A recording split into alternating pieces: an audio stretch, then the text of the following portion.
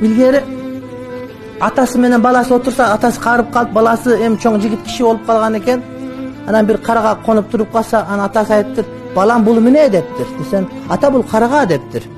Анан карага деген жөн турбайт да, секирип турат нарак бок чокуп. Нарак конуп алса, ата балам эмне десе, ата бул карага дептир. Анан айланып бияка келип конуп алды дагы чокулуп алса, балам бул ата баягы карга деп дагы ушинтип одон айтты.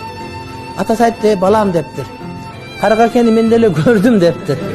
Бирок билесиң, илгери ушул жерде экөөбүз отурганда, сен эң башкарыңда ушул карганы сураганда, сен 99 жолу сураганда, мен сүйүнүп балам карга деп айтып берген элем дейт. Мен 3 жолу сурасам, сен ошого синиң келип кетти балам.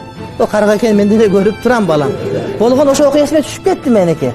Сен карга деп сурасам, кайра дагы карга деп айтсам, ата эмне дейт, дагы карга деп айтсам, 99 жолу дейт. Эми санап отурам канча бир жолу, көп жолу дейт.